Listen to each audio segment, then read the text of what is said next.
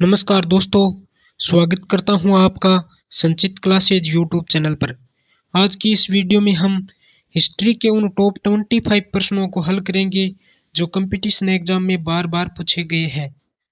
तो आपसे humble request है कि आप वीडियो को पूरा देखें और आप 25 प्रश्नों में से कितने प्रश्नों को हल कर पाते हैं, आप अपना स्कोर कमेंट बॉक्स में ज़रूर बताएं। तो चलिए शुरू करते हैं। प्रश्न संख्या 1।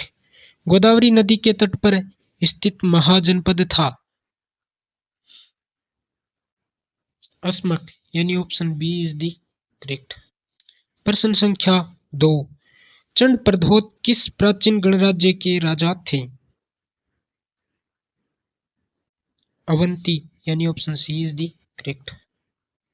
प्रश्न संख्या 3। चंड प्रद्योत समकालीन थे? गौतम बुद्ध यानी option B is the correct. प्रश्न संख्या 4। मगध की प्रथम राजधानी कौन सी थी? राजगृह यानी option C is the correct. प्रश्न संख्या 5। छठी शताब्दी ईसा पूर्व में सोथिवती राजधानी थी? चेदी की यानी option C is the correct. प्रश्न संख्या 6। निम्न में से कौन एक मगध साम्राज्य की राजधानी नहीं थी? कौशाम्बी यानी option D is the correct. प्रश्न संख्या 7। जैन धर्म में पूर्ण ज्ञान के लिए क्या शब्द है? केवल्य यानी option C is the right. प्रश्न संख्या 8। मगध के किस राजवंश ने राज्य के लिए अपने पिता की हत्या की? वह स्वयं इसी कारण अपने पुत्र द्वारा मारा गया। अजातशत्रु यानी option B is the correct. दोस्तों, मैंने इस वीडियो में उन्हीं प्रश्नों को लिया है जो कंपटीशन एग्जाम में बार बार पूछे गए हैं। तो आपसे हम्बल रिक्वेस्ट है कि आप वीडियो को पूरा जरूर देखें और अगर पहले से ही आपको किसी प्रश्न का उत्तर आता हो तो आप कमेंट में बता सकते हैं। प्रश्न संख्या 9। हर्यक वंश का शासक अजातशत्रु किसका पुत्र था? बिंबिसार यानी option C is the correct. प्रश्न संख्या 10। पाटलिपुत्र का संस्थापक था? पाटलिपुत्र का संस्थापक था उदयन यानी option A is the correct. प्रश्न संख्या 11 है। मालवा क्षेत्र पर मगध की सत्ता का विस्तार निम्न में से किसके शासन में हुआ था? शिशुनाग के समय यानी option D is the correct. प्रश्न संख्या 12 है।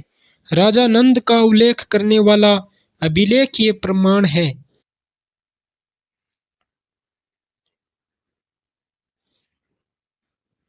खारवेल का हाथी गुफा लेख यानी option A is the correct.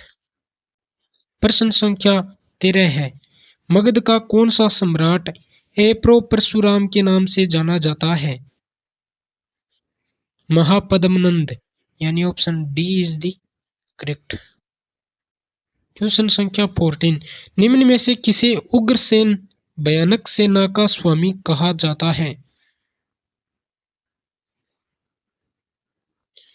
Mahapadmananda यानी option A is the correct. प्रश्न संख्या 15 है। नंद वंश का संस्थापक कौन था? नंदीवर्धन यानी option A is the correct. प्रश्न संख्या 16 है। नंद वंश का अंतिम सम्राट कौन था?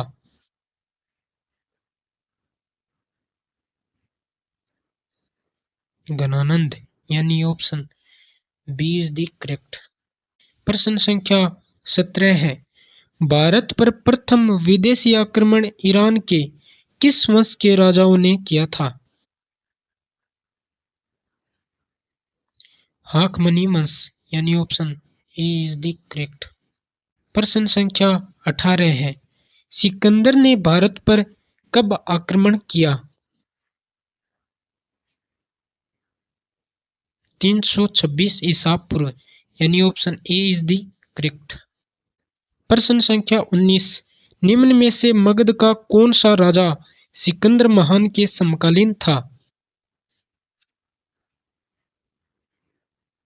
घनानंद, यानी option B is the correct.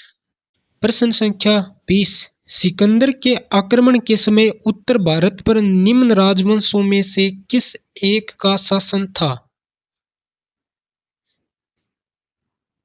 नंद वंश, यानी option A is the correct. प्रश्न संख्या 21, निम्न में से कौन सिकंदर के साथ भारत नहीं आया था? डाइमेक्स, यानी option C is the correct.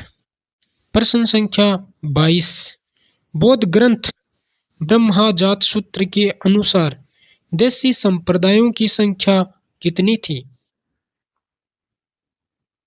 62, यानी option B is the correct. संख्या 23, आजीवक संप्रदाय के संस्थापक कौन थे? मखली गौशाला, यानी option D is the correct. प्रश्न संख्या 24, जैन धर्म के संस्थापक कौन थे? ऋषभदेव, यानी option D is the correct. प्रश्न संख्या 25, राजा बिंबिसार के दरबार में उस प्रसिद्ध चिकित्सक का नाम क्या है जो भगवान बुद्ध के निजी चिकित्सक थे?